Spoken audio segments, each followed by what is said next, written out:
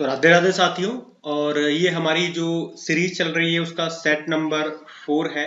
तो चलिए फिर स्टार्ट करते हैं बिना टाइम वेस्ट करे। और सेट 1 2 3 आ चुके हैं, मैंने इनका प्लेलिस्ट अलग से बना दिया है।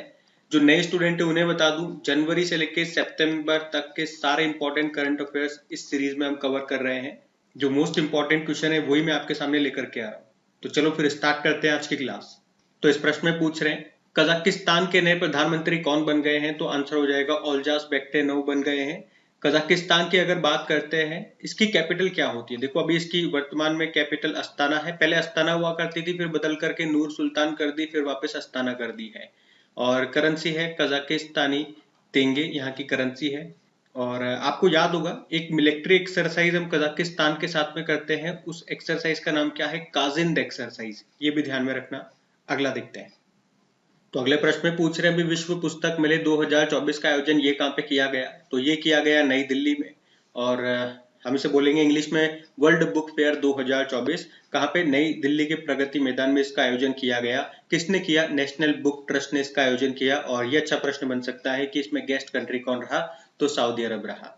नेशनल बुक ट्रस्ट के डायरेक्टर कौन है? युवराज मलिक है। और अभी याद रखना, इसी तरह से इसी साल हमने पढ़ा था कि 47वें नंबर का अंतरराष्ट्रीय पुस्तक मेले का आयोजन ये हुआ था कोलकाता में, जिसमें थीम कंट्री यूके रहा था। ये भी याद रखना, ये हम पढ़ चुके हैं। अगला देखते हैं। फिर अगला प्रश्न पूछ रहे हैं, अभी 7वां हिंद महासागर सम्मेलन का आयोजन ये कहाँ पे किया गया? तो ये किया गया ऑस्ट्रेलिया में। हम बात कर रहे हैं इंडियन ओशन कॉन्फ्रेंस 2024 की। और अभी ये पर्थ ऑस्ट्रेलिया में हुआ था और इसका थीम क्या था? Towards stable and suitable Indian ocean, एक स्थिर और टिकाऊ हिंद महासागर की ओर। और इसमें भारत की तरफ से हिस्सा लिया था हमारे जो विदेश मंत्री हैं सुब्रमण्यम जयशंकर जी ने। ध्यान रखना ये। अगला देखते हैं। फिर अगले में पूछ रहे हैं कि अभी पहली बार फिट इंडिया मूवमेंट का ब्रांड एम्बेसडर किसे बनाया गया? तो आंसर होगा नरेंद्र कुमार यादव को। और ये अच्छा प्रश्न इसलिए है क्योंकि हमेशा हम देखते हैं ब्रांड एम्बेसडर किसी सेलिब्रिटी को या किसी स्पोर्ट्स पर्सन को ऐसे ही बनाए जाते हैं। लेकिन इस बार यहाँ पे जो ब्रांड एम्बेसडर बनाया है वो एक IRS ऑफिसर है, इंडियन रेवेन्यू सर्विस ऑफिसर है, नरेंद्र कुमार यादव। और इन्हीं को फिट इंडिया मूवमेंट का ब्रांड एम्बेसडर बनाया। और फिट इंडिया मूवमेंट की अगर हम बात करें तो इसका उद्देश्य क्या था इसको शुरू करने का? आपको आपके फिजिकली फिट रखना और उसके लिए आप एक्सरसाइज करो, स्पोर्ट्स को अपने जीवन में शामिल करो, यही इसको शुरू करने का मुख्य उद्देश्य था। बात करें इसकी शुरुआत कब हुई थी, तो 2019 में इसकी शुरुआत हुई थी। डेट अगर महीना बताऊं तो 29 अगस्त 2019 को शुरुआत हुई थी। तो ध्यान रखना ये। अगला देखते हैं।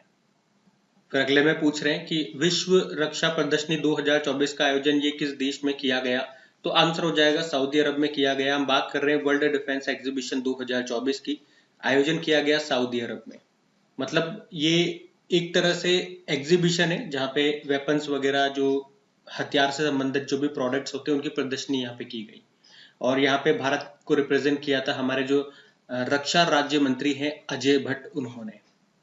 तो अगले प्रश्न में पूछ रहे हैं, विश्व रक्षा प्रदर्शनी 2024 का आयोजन ये किस देश में किया गया? तो आंसर होगा सऊदी अरब में।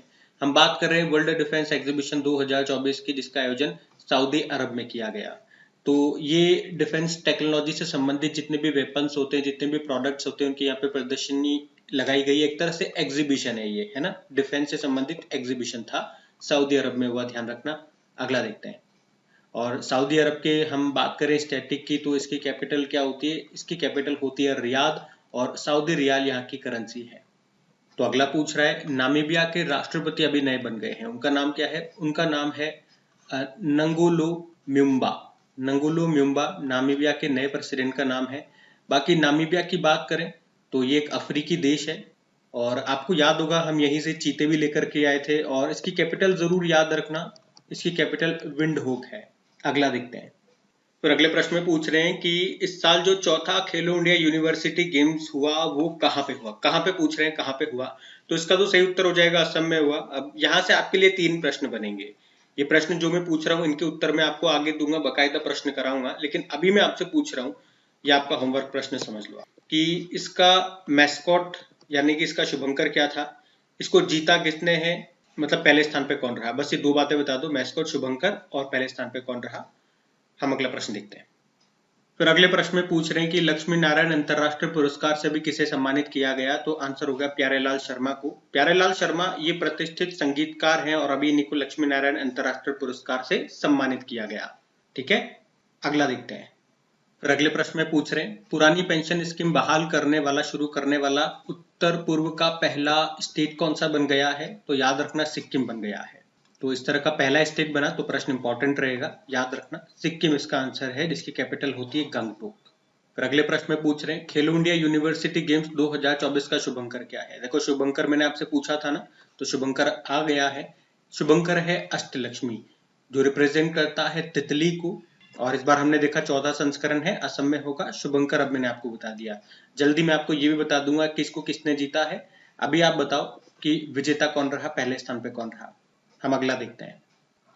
तो अगले प्रश्न में पूछ रहे हैं कि भारत का सबसे बड़ा बैटरी एनर्जी स्टोरेज सिस्टम आधारित सौर ऊर्जा संयंत्र ये कहाँ पे स्थापित किया गया, तो आंसर होगा छत्तीसगढ़ में। अब इसकी खास बात क्या है, वैसे सोलर पावर प्लांट तो बहुत सारे हैं, लेकिन इसकी बात यह है कि दिन के वक्त तो जो सूर्य से एनर्जी लेकर के, मतलब सोलर एनर्जी का इस्तेमाल ये करेंगे, सूर्य से एनर्जी बना देंगे, लेकिन रात के वक्त तो सूर्य निकलता नहीं है, तो दिन के वक्त ही ये सोलर से एनर्जी बना करके उसे बैटरी में भी स्टोर कर लेंगे, और रात के समय उस बैटरी में जो स्टोर्ड करी है दिन के समय इन्होंने उस एनर्जी का स्टोरेज करेंगे। तो इस तरह से हमने कहा ये भारत का सबसे बड़ा battery energy storage system plant होगा, जो कि सोलर एनर्जी यानी कि सौर ऊर्जा पर पूरी तरह से बेस्ड होगा, दिन में भी और रात में। कहाँ पे शुरू हुआ, याद रखना छत्तीसगढ़ में। छत्तीसगढ़ में भी कहाँ पे, छत्तीसगढ़ में राजनांद गांव है, वहां पे ध्यान रखना ये। अगला देखते हैं। फिर अगले प्रश्न में पूछ रहे हैं south Asian Football Federation under 19 महिला फुटबॉल चैंपियनशिप 2024 का खिताब किसने जीता है, तो इसमें इंडिया और बांग्लादेश दोनों को फाइनली विजेता घोषित किया गया। एक्चुअली में पहले तो ये बात कर लो, देखो South Asian Football Federation under 19 women's football championship 2024 हुआ कहाँ पे, तो ये बांग्लादेश की कैपिटल ढाका में हुआ था, और फाइनल में भारत और बांग्लादेश का स्कोर बराबर रहा था, तो इसलिए दोनों को यहाँ पे संयुक्त रूप से विजेता घोषित कर दिया गया। वैसे साउथ एशियन फुटबॉल फेडरेशन का भी हेडक्वार्टर आपको ढाका बांग्लादेश में ही मिलेगा। अगला देखते हैं। तो अगले प्रश्न में पूछ रहे हैं राजस्थान के ध्रुपद गायक लक्ष्मण भट्ट का भी निधन हो गया, उन्हें 2024 में कौन सा पद्म पुरस्कार मिला था, तो पद्मश्री से उनको सम्मानित किया गया था, इनका भी हाल ही में निधन हो गया। अब देखो यहाँ पे पद्म पुरस्कारों की बात हुई है, तो मैं एक बार आपको क्विक रिवाइज करवा दूं। इस बार जो टोटल पद्म पुरस्कार दिए गए 132 थे, जिसमें हमने देखा 5 तो पद्म विभूषण थे, 17 पद्म भूषण थे और 110 पद्मश्री थे। ये तो एक बार मैं आपको पद्म विभूषण सारे दिखा देता हूँ। अच्छा, भारत रत्न कितनों को दिया गया, 5 को, तो ये भी हम रिवाइज कर लेते हैं एक बार। देखो पहले हम बात कर लेते हैं जो भारत रत्न है, पीवी नरसिम्हा राव, चौधरी चरण सिंह, एम.एस. स्वामीनाथन, कर्पूरी ठाकुर और लाल कृष्ण आडवाणी, ये तो आपको याद रखनी है। बाकी हमने जैसा कि कहा था पद्म विभूषण भी 5 को दिया गया, तो वो भी आपको याद रखने होंगे। एक वैजयंती माला है, एक जो साउथ के एक्टर है चिरंजीवी, एक पद्म सुब्रमण्यम, बिंदेश्वर पाठक और एम वेंकैया नायडू। तो ये 5 और भारत रत्न वाले 5, ये तो आपको कंठस्थ याद रखने ही है। ठीक है, बाकी पद्म भूषण मैंने आपको बता दिया कितनों को, 17 को मिला है, और पद्मश्री 110 को मिला है। अगला देखते हैं अभी। तो फिर अगले प्रश्न में पूछा जा रहा है कि नेल्सन मंडेला पुरस्कार 2024 से भी किसे सम्मानित किया गया, तो एक भारतीय संस्थान है निमहंस नाम का, और निमहंस का फुल फॉर्म होता है national institute of mental health and neuroscience. तो हेल्थ प्रमोशन के लिए अभी WHO ने, वर्ल्ड हेल्थ ऑर्गेनाइजेशन ने ही 2024 नेल्सन मंडेला पुरस्कार से सम्मानित किया है निमहंस नाम के संस्थान को, और ये जो पुरस्कार है उन्हें मानसिक स्वास्थ्य और कल्याण को बढ़ावा देने के लिए दिया गया। तो याद रखना कौन देता है, WHO देता है। पुरस्कार का नाम क्या है, नेल्सन मंडेला पुरस्कार है, 2019 से दिया जा रहा है हेल्थ सेक्टर में अच्छा काम करने के लिए, और 2024 का किसे, निमहंस को दिया गया। ये बातें ध्यान रख लो। अगला देखते हैं। फिर अगले प्रश्न में पूछ रहे हैं दोस मोचे महोत्सव ये कहाँ पे मनाया जाता है, कहाँ पे मनाया गया, तो याद रखना लद्दाख में मनाया गया। अच्छा, लद्दाख से अभी एक अच्छा प्रश्न तो यही बनता है कि 5 नए यहाँ पे जिले बनाए गए हैं, और वैसे पीछे प्रश्नों में मैं आपको बता चुका हूँ एक बार इनके नाम क्या है, तो अभी मैं आपसे पूछ रहा हूँ, देखिए आपको याद है या नहीं है। मैंने आपको कई बार बताया 5 जिलों के नाम आपको याद होने चाहिए, बताइए इनके नाम क्या है। हम अगला प्रश्न देखते हैं। फिर अगले प्रश्न में पूछ रहे हैं मुख्यमंत्री विश्वकर्मा पेंशन योजना ये कहाँ पे शुरू की गई है, तो ये शुरू की गई है राजस्थान में।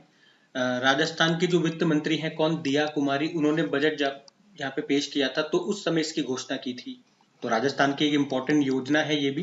क्या होगा इसमें मैं आपको बता दूं, जो मजदूर वर्ग होते हैं, जो रेहड़ी पटरी पे काम करने वाले जो लोग होते हैं, तो उनके लिए है ये मुख्य रूप से। इसमें 18 से लेके अगर कोई 45 वर्ष के ऐसे व्यक्ति हैं वो इसमें पार्टिसिपेट कर सकते हैं। क्या करना होगा, उन्हें 60 से लेके 100 रुपए तक का प्रीमियम हर महीने जमा करना होगा, और जब वो 60 बरस के हो जाएंगे तो उन्हें 2000 रुपए जो हर महीने पेंशन के रूप में दी जाएगी। जो वृद्धावस्था पेंशन होती है ना, उसके अलावा है ये, है ना, क्योंकि वो इसका प्रीमियम पे कर रहे हैं, तो उसके एवज में इनको ये पेंशन मिलेगी। तो कहाँ की, ये सिंपल सा ये याद रखेंगे, विश्वकर्मा पेंशन योजना राजस्थान की।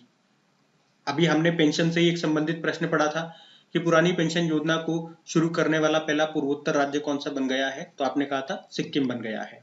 अच्छा, ये प्रश्न कई बार पूछा जा चुका है एग्जाम में कि अटल पेंशन योजना, इसकी शुरुआत कब होती है, तो जरूर याद रखना 9 मई 2015 को इसकी शुरुआत होती है। और यहाँ पे विश्वकर्मा से कुछ और भी आपके माइंड में क्लिक कर रहा होगा, एक प्रधानमंत्री विश्वकर्मा योजना भी आई थी जो शुरू हुई थी 17 सितंबर 2023 को ही, आपको याद होगा। जो हमारे कारीगर भाई हैं, लुहार, सुनार, कुम्हार, बढ़ई, मूर्तिकार, इस तरह से टोटल 18 सेक्टर्स में काम करने वालों के लिए योजना शुरू की गई थी, और इसमें 1 लाख रुपए तक का ब्याज मुक्त लोन दिया जाता है।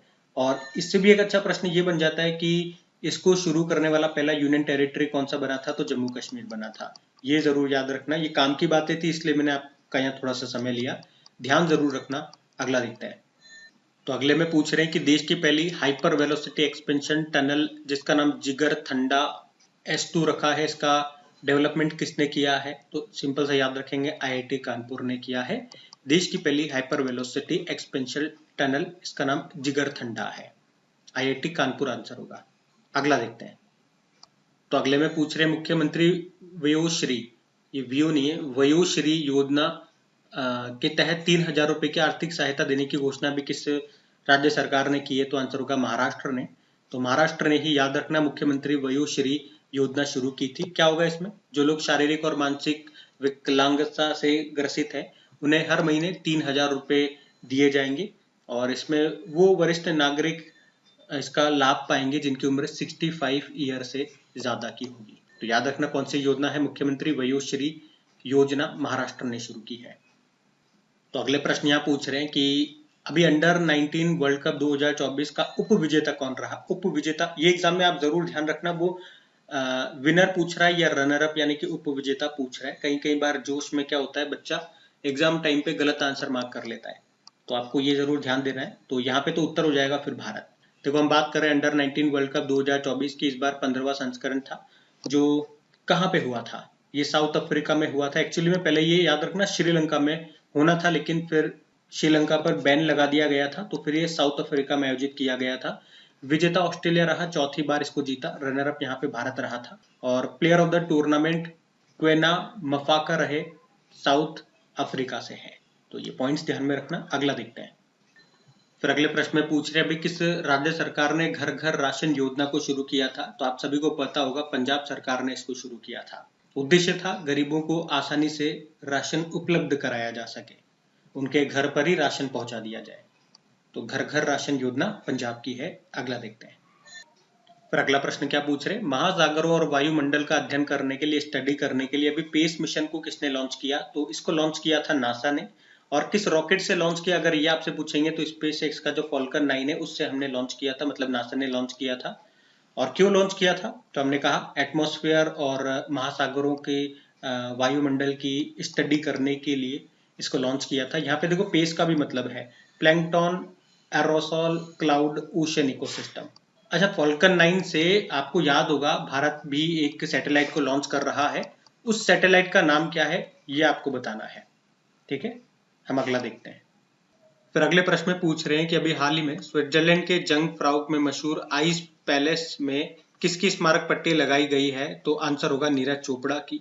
नीरज चोपड़ा ये जेवलियन थ्रोवर है, और स्विट्जरलैंड में एक स्थान है जंग फ्राउक नाम से, जिसे यूरोप का शिखर भी कहते हैं, और यहीं पे बर्फ से बना एक पैलेस है, और वहीं पे अभी एक स्मारक पट्टिका लगाई गई है जो कि नीरज चोपड़ा की है, और ये एक हमारे लिए सम्मान की बात है। चलो नीरज चोपड़ा, आप यूं बताओ कि अभी जो पेरिस ओलंपिक हुए थे, और ये तो आप बता ही दोगे इन्होंने कौन सा मेडल जीता, तो सिल्वर जीता था। कितनी दूर भाला फेंक करके इन्होंने सिल्वर जीता था, और यहाँ पे गोल्ड लेकर कौन आए हैं? पाकिस्तान के तो वो खिलाड़ी हैं, लेकिन उनका नाम क्या है और उनका थ्रो कितना था, जो कि एक वर्ल्ड रिकॉर्ड भी है। ये मेरा प्रश्न है आपसे, बताइए। हम अगला प्रश्न देखते हैं। तो हम अगले प्रश्न में देख रहे हैं कि फिनलैंड के नए राष्ट्रपति कौन बन गए हैं। तो ये बन गए हैं अलेक्जेंडर स्तब। बाकी फिनलैंड ये रहा मैप में, फिनलैंड जिसे झीलों का देश भी कहते हैं, और कैपिटल हेलसिंकी है, करेंसी है यहाँ की यूरो। तो ये ध्यान में रखना, अलेक्जेंडर स्तब यहाँ के नए प्रेसिडेंट बन गए। फिर आपसे पूछ रहे हैं केपीपी नामबियार पुरस्कार से किसे सम्मानित किया गया। तो हमारे जो इसरो के अध्यक्ष है एस सोमनाथ, उन्हीं को इस सम्मान से सम्मानित किया गया है, केपीपी नामबियार पुरस्कार, याद रखना। और आपको याद है इनकी जो ऑटोबायोग्राफी आई थी वो मलयालम भाषा में थी, जिसका नाम है निवालु कुदिंचा सिम्हांगल। ये भी ध्यान रखना। अगला देखते हैं। फिर आपसे पूछ रहे हैं हमारे अभी रक्षा मंत्री राजनाथ सिंह जी ने जनरल बिपिन रावत की प्रतिमा का उद्घाटन कहाँ पे किया। तो ये किया था देहरादून में। और राजनाथ सिंह जी ने और उत्तराखंड के जो मुख्यमंत्री हैं पुष्कर सिंह धामी, इन्होंने दोनों ने मिलकर के जनरल बिपिन रावत जी, ये कौन थे, जो हमारे पहले चीफ ऑफ डिफेंस स्टाफ थे, इनका हेलीकॉप्टर हादसे में निधन हो गया था, आपको पता है। उनकी प्रतिमा का स्टैचू का उद्घाटन किया कहाँ पे, देहरादून में, देहरादून के टॉन्स ब्रिज स्कूल में। और देखो जनरल बिपिन रावत जी से सारे प्रश्न जो भी बनते हैं वो मैंने यहाँ पे लिख दिए हैं, आप चाहो तो वीडियो को पॉज करके रीड कर सकते हो। तो स्टैचू याद रखना कहाँ पे, देहरादून में। अगला प्रश्न देखते हैं। फिर अगले प्रश्न में पूछ रहे हैं कि विज्ञान के क्षेत्र में महिलाओं को प्रोत्साहित करने के लिए, ताकि वो ज्यादा से ज्यादा विज्ञान के क्षेत्र में आए, और इसी के लिए अभी केंद्र सरकार ने कौन सा पोर्टल लॉन्च किया है। तो ये जरूर याद रखना, स्वाति पोर्टल इसका नाम है। स्वाति का फुल फॉर्म होता है science for women at technology and innovation. तो सिंपल सा याद रखेंगे, केंद्र सरकार ने एक स्वाति पोर्टल लॉन्च किया, जिसका संबंध किससे है, विज्ञान के क्षेत्र में महिलाओं को प्रोत्साहित करने से, ताकि ज्यादा से ज्यादा महिलाएं विज्ञान के क्षेत्र में, टेक्नोलॉजी की फील्ड में आए। अगला देखते हैं। तो अगले प्रश्न में पूछ रहे हैं कि चेन्नई ओपन 2024 में मेन सिंगल का टाइटल किसने जीता है। तो ये जीता है सुमित नांगल ने। सुमित नांगल, देखो प्रश्न ऐसे भी आ सकता है, इनका संबंध किससे है पूछेंगे तो टेनिस से है, और अभी चेन्नई ओपन टूर्नामेंट में मेन सिंगल का टाइटल इन्होंने जीत लिया। इटली के लुका नारदी को इन्होंने हराया है, तो ये ध्यान में रखना। अगला देखते हैं। फिर अगले प्रश्न में पूछ रहे हैं कि दक्षिण भारत सांस्कृतिक केंद्र को अभी किस राज्य में स्थापित किया गया। तो आंसर होगा इसका तेलंगाना में। और तेलंगाना में भी कहाँ पे, हैदराबाद में। हैदराबाद में दक्षिण भारत सांस्कृतिक केंद्र का भी उद्घाटन किया गया। और आप कह सकते हो कि संगीत नाटक अकादमी का दक्षिण भारत में खोला गया ये पहला केंद्र है, ऐसा ध्यान में रख लो। कहाँ पे, हैदराबाद में। अगला प्रश्न देखते हैं। फिर अगला प्रश्न पूछ रहे हैं कि अंतरराष्ट्रीय न्यायालय का अध्यक्ष अभी किसे बनाया गया है। तो आप सभी जानते हैं इनका नाम नवाब सलाम है। और ये किस देश से हैं, अभी डेली करंट अफेयर्स में हमने कई बार इनका नाम पढ़ा है। ये लेबनान से बिलोंग करते हैं। कहाँ से, लेबनान से। लेबनान की कैपिटल क्या है, बेरूत है। वैसे इंटरनेशनल कोर्ट ऑफ जस्टिस का मुख्यालय जरूर याद रखेंगे, हेग नीदरलैंड में है। ठीक है, अगला देखते हैं। फिर आपसे पूछ रहे हैं कि अंतरराष्ट्रीय लघु चाय धारक परिसंघ का 25वां सत्र अभी पहली बार भारत में हुआ। भारत में भी कहाँ पे हुआ ये आपसे पूछ रहे हैं। तो आंसर हो जाएगा इसका असम में हुआ है। और वैसे तो इसकी ये 25वीं बैठक है, 25वां सत्र है, लेकिन ये पहली बार भारत में हुआ है, इसलिए हमारे लिए ये प्रश्न इंपॉर्टेंट हो जाता है। और भारत में भी कहाँ पे हुआ, असम में। असम के गुवाहाटी में इसका आयोजन हुआ है। अच्छा, ये तो चाय की बात हो गई, टी की बात हो गई। आपको याद होगा अंतरराष्ट्रीय कॉफी सम्मेलन 2023, ये पिछले साल हुआ था, पहली बार भारत में हुआ था। तो वो कहाँ पे हुआ था, बंगलुरु में हुआ था। वो भी आप जरूर याद रखिएगा। और आपको याद होगा पिछले साल अंतरराष्ट्रीय ओलंपिक समिति की 141 नंबर का सेशन, ये भी मुंबई में हुआ था। तो अगले प्रश्न में पूछ रहे हैं, ये प्रश्न इंपॉर्टेंट है, थोड़ा सा मैं आपको इसको समझाऊंगा जरूर, क्योंकि प्रश्न इंपॉर्टेंट है और अभी किसी एग्जाम में ये प्रश्न पूछा भी जा चुका है। तो क्या है, चर्चा में रहा CAR-T सेल थेरेपी का संबंध किससे है। तो कैंसर से है। और चर्चा में क्यों रहा ये भी मैं आपको बता दूं, क्योंकि अभी इसको मंजूरी मिल गई है और इससे पहला मरीज ठीक भी हो चुका है। तो इसका उपयोग ल्यूकेमिया के इलाज में होने वाला है, मतलब ब्लड कैंसर के इलाज में। यहाँ पे CAR का मतलब होता है काइमेरिक एंटीजन रिसेप्टर। अच्छा, टी सेल क्या होते हैं। तो आप कह सकते हो ये एक प्रकार के WBC है, यानी कि श्वेत रक्त कणिकाएं, कोशिकाएं। ये शरीर को संक्रमण से बचाने में मदद करते हैं, या यूं समझो ये हमारे शरीर का डिफेंस सिस्टम है। जब भी कोई वायरस हमारी बॉडी में आएगा, शरीर में आता है, तो ये उससे लड़ते हैं। पर कैंसर से लड़ने में ये उतने ताकतवर नहीं है। तो यहाँ पे हम क्या कर रहे हैं, इस थेरेपी से इसकी ताकत बढ़ा देंगे। मैं आपको फोटो में समझाता हूँ, देखो समझ में आएगा आपको।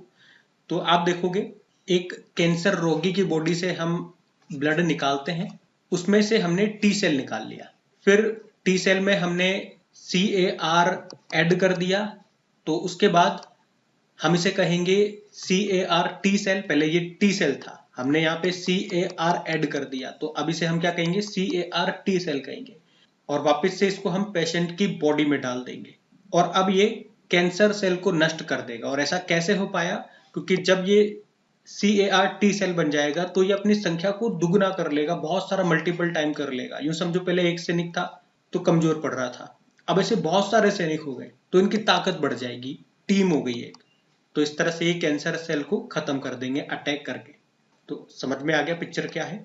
तो CAR टी सेल थेरेपी अगर आपसे पूछें तो इसका संबंध कैंसर से है। फुल फॉर्म भी अगर आपसे पूछेंगे CAR की तो वो भी मैंने आपको बता दी है। अच्छा प्रश्न है, ध्यान रखना। अगला प्रश्न देखते हैं। फिर अगले प्रश्न में पूछ रहे हैं, भारत के सबसे उम्रदराज टेस्ट क्रिकेटर का निधन हो गया, उनका नाम बताइए। तो नाम है दत्ताजी राव गायकवाड़। तो इनका नाम याद में रखना। भारतीय टीम के पूर्व टेस्ट कप्तान भी थे दत्ताजी राव गायकवाड़, और जिन्होंने देश में सबसे उम्रदराज जीवित टेस्ट क्रिकेटर का रिकॉर्ड अपने नाम कर रखा था, पर अभी 95 ईयर की उम्र में इनका निधन हो गया। और आपको बता दूं, ये हमारे पूर्व भारतीय क्रिकेटर अंशुमान गायकवाड़ के पिता थे। अगला देखते हैं। फिर अगले प्रश्न में पूछ रहे हैं कि गुप्तेश्वर वन ये किस राज्य का चौथा जैव विविधता विरासत स्थल बन गया है। तो आंसर हो जाएगा उड़ीसा। अच्छा, जैव विविधता यानी कि बायोडायवर्सिटी क्या होता है, तो जब एक ही स्थान पे अलग अलग प्रकार की प्रजातियां यानी कि स्पीशीज पाई जाती है तो उसे जैव विविधता या बायोडायवर्सिटी कहते हैं।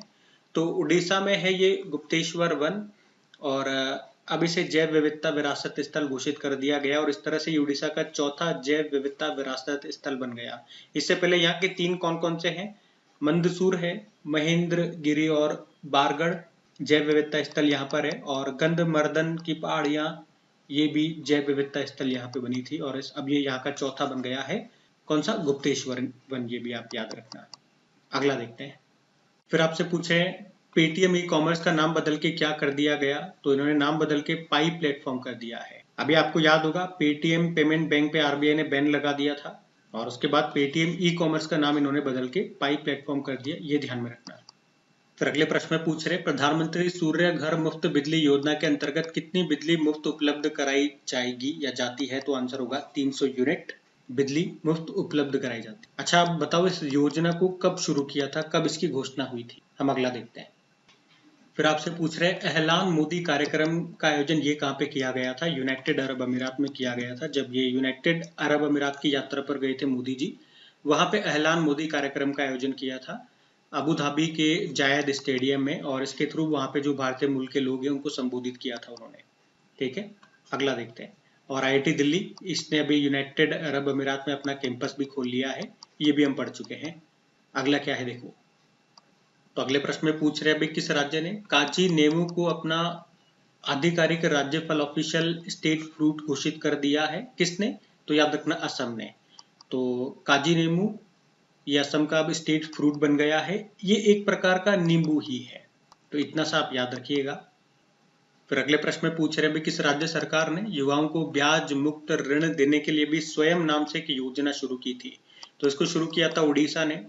तो स्वयं योजना ये मैं आपको कई बार बता चुका हूँ, आपको पता है उड़ीसा ने इसको शुरू किया था। क्या होगा इसमें, इसमें 1 लाख रुपए तक का युवाओं को लोन दिया जाएगा। अगर किसी युवा की उम्र 18 से लेकर 35 वर्ष है तो 1 लाख रुपए तक का आपको लोन दिया जाएगा। उस पैसे से आप स्वयं का काम, खुद का कोई स्टार्टअप वगैरह शुरू कर सकते हो। फिर अगले प्रश्न में पूछ रहे हैं कि अभी किस देश ने AI पावर्ड सड़क सुरक्षा के लिए नवा गवर्नमेंट पुरस्कार जीता है। तो ये भारत ने जीता है।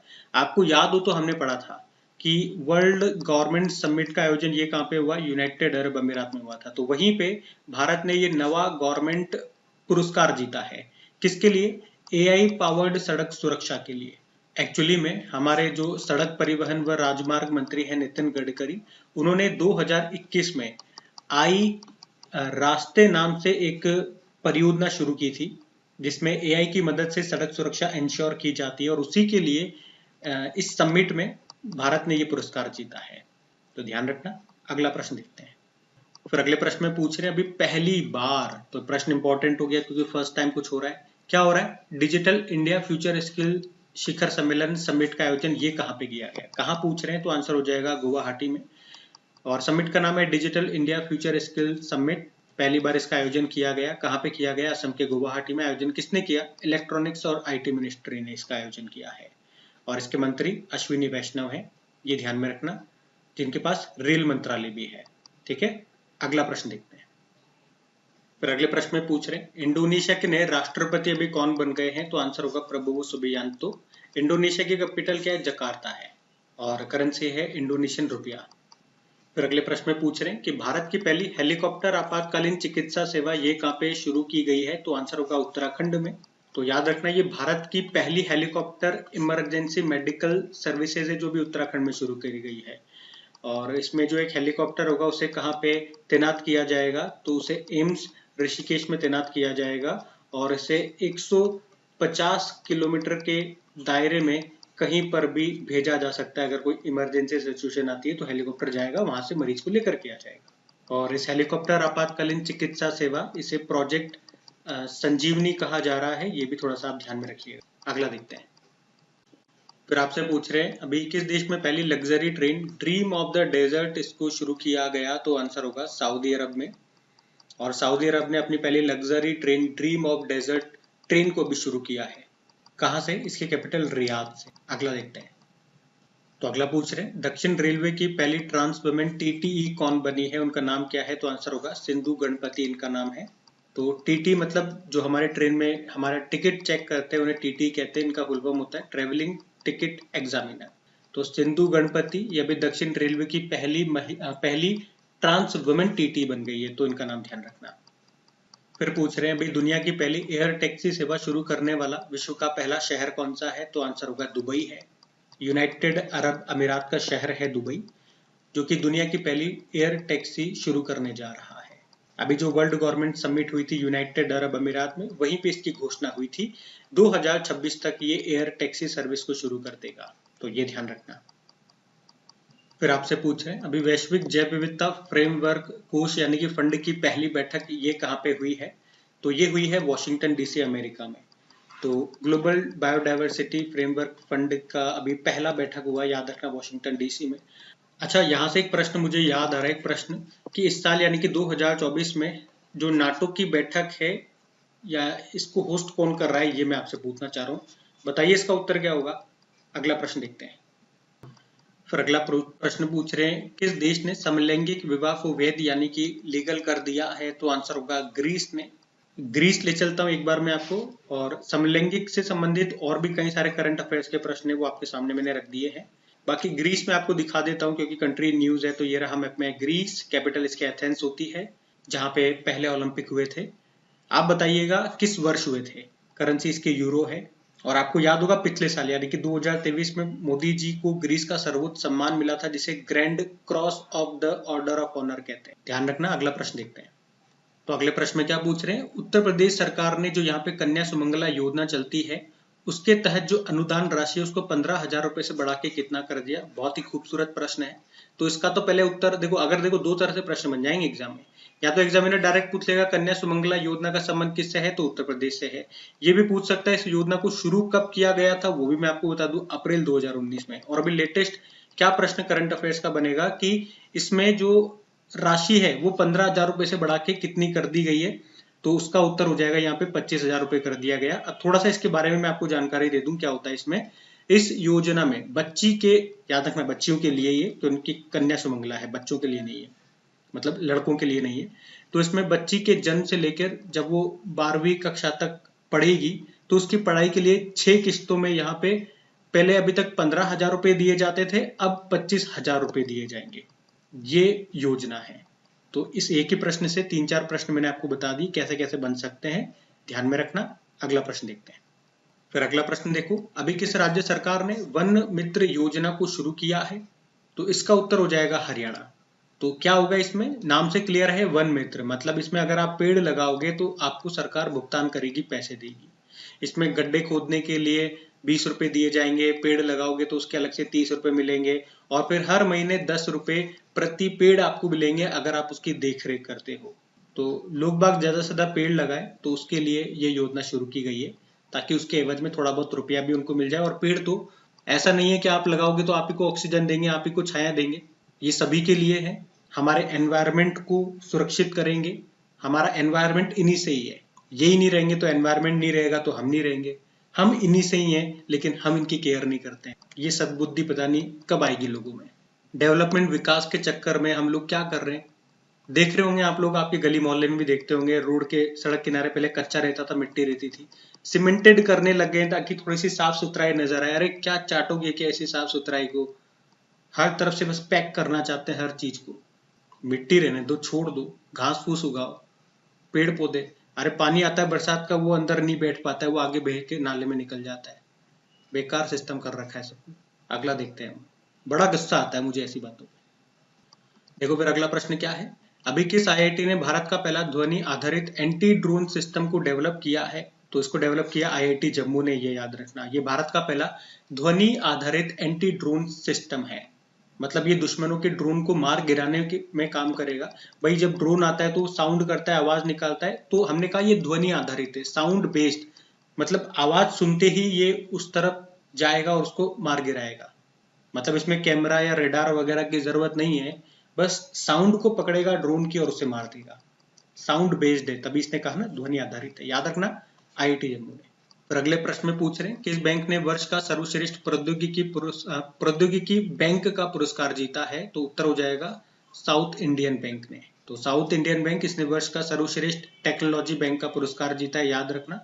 मतलब सबसे बेहतरीन तरीके से टेक्नोलॉजी का इस्तेमाल करने के लिए इसे यह अवार्ड दिया गया है। और कहाँ मिला था इसे अवार्ड? अभी ये 19वें आईबीए वार्षिक बैंकिंग प्रौद्योगिकी सम्मेलन 2024 में, जो कि मुंबई में हुआ था। इसकी स्टैटिक आप देख लो, जैसे कि स्थापना होती 1929 में, हेडक्वार्टर त्रिशूर केरल में है, और टैगलाइन होती है एक्सपीरियंस नेक्स्ट जनरेशन बैंकिंग। फिर अगला प्रश्न देखो, और मोस्ट इंपॉर्टेंट प्रश्न मार्क करना, ये प्रश्न एग्जाम में पूछा जा चुका है, ये भी मैं आपको बता दूं कि 58वां ज्ञानपीठ पुरस्कार के लिए किसे चुना गया? तो दो जनों को चुना गया, गुलजार को और जगत गुरु रामभद्राचार्य को। और जो भी इंपॉर्टेंट पॉइंट्स हैं पॉइंट वाइज मैं आपको बताता हूँ। वैसे सारी डिटेलिंग मैंने यहाँ पे लिख दी है, वीडियो को पॉज करके आप आराम से पढ़ सकते हो, लेकिन जो काम की बात है वो मैं आपको बता दूं। एक तो ये याद रखना, ज्ञानपीठ पुरस्कार की हम बात कर रहे हैं, ये सबसे पुराना और सर्वोच्च भारतीय साहित्यिक पुरस्कार है। और अभी 2023 के लिए 58वां ज्ञानपीठ पुरस्कार दिए जाने की घोषणा की गई दो लोगों को, गुलजार जो कि उर्दू के मशहूर कवि और संस्कृत विद्वान जगत गुरु रामभद्राचार्य जी को। बाकी देखो, ज्ञानपीठ पुरस्कार से 2-4 पॉइंट याद रख लो, कितनी भाषाओं में दिया जाता है, 23 भाषाओं में, 22 तो संविधान के 8वीं अनुसूची वाली है और एक अंग्रेजी भाषा है। अगर यहाँ पे साहित्यिक अकादमी पुरस्कार की बात करेंगे तो राजस्थानी भाषा और जोड़ लेना, क्योंकि वो 24 भाषाओं में दिया जाता है। पहली बार ज्ञानपीठ पुरस्कार 1965 में जी शंकर कुरुप को दिया गया था मलयालम भाषा में। हमने 2023 का 58वां आपको बता दिया, उससे पहले 2022 का 57वां दामोदर माउजू को, और 21 के लिए 56वां 56 नंबर का नीलमणि फूकन को दिया गया था। पुरस्कार के रूप में 11 लाख दिए जाते हैं, मरणोपरांत नहीं दिया जाता। अभी तक एक ही बार अंग्रेजी भाषा में दिया गया था 2018 में, 54वां अमिताभ घोष को। पहली महिला कौन थी जिन्हें दिया गया था? 1976 में 12वां आशा पूर्णा देवी, जो बंगाली भाषा के लिए दिया गया था। तो सारी डिटेलिंग मैंने आपको यहाँ बता दी, इसे ध्यान में रखना। और एक बार फिर से आपको याद दिला दूं, प्लीज अगर सेशन अच्छे लग रहे हैं, ये सीरीज आपको अच्छे लग रही है, तो प्लीज इसे सपोर्ट जरूर कीजिए। ऐसा नहीं हो कि आप लोग देख करके निकल जाते हो बस। ज्यादा से ज्यादा कुछ नहीं कर सकते, वीडियो को लाइक कर दीजिए, और अपने दोस्तों के साथ में तो आप शेयर ही कर सकते हो, इसमें आपका कोई रुपया खर्च नहीं होता। वीडियोस को अगर सपोर्ट मिलेगा, व्यूज आएंगे, तो मुझे भी अच्छा लगेगा इस सीरीज को कंप्लीट करने में, रेगुलर रखने में, क्योंकि मेरी तो मेहनत उतनी लगती है, पूरा दिन लगता है आप लोगों के लिए क्वेश्चन सेलेक्ट करना, इंपॉर्टेंट क्वेश्चन सेलेक्ट करना, उसमें क्या डिटेलिंग आपको देनी है, ताकि वीडियो ज्यादा लंबा भी ना हो और काम की बात भी आप तक पहुंच जाए। और रिवीजन फॉर्मेट में भी ये वीडियो चलता रहे, ऐसा ना हो कि ये लॉन्ग वीडियो बन जाए। सारी चीजों का मुझे ध्यान रखना पड़ता है, बैलेंसिंग रखने का, न कम हो न ज्यादा हो। तो प्लीज आप लोगों से निवेदन रहेगा, वीडियोस को सपोर्ट जरूर करें, अपने टेलीग्राम में, स्टडी ग्रुप में, व्हाट्सएप पे, जहां पर भी आप इसे शेयर कर सकते हैं, एक बार शेयर जरूर कीजिएगा। लाइक करना मत भूलिएगा। इस वीडियो के लाइक का टारगेट रखते हैं 5000 लाइक का। वैसे बड़े दुख की बात है, 5000 लाइक छोड़ो, व्यूज ही नहीं आ पा रहे हैं इसमें, लेकिन कोशिश कीजिए, मैं भी डेली कोशिश कर रहा हूँ। बाकी इससे पहले के सारे सेट कंप्लीट हो चुके हैं, अगर नहीं देखे हैं तो देख लीजिएगा, प्लेलिस्ट मैंने बना दी है। आगे के सेट भी इसी तरह से उम्मीद है हम कंटिन्यू रखेंगे, अगर आप लोगों का साथ बने रहेगा तो। आज की क्लास यहीं पे एंड करते हैं। राधे राधे।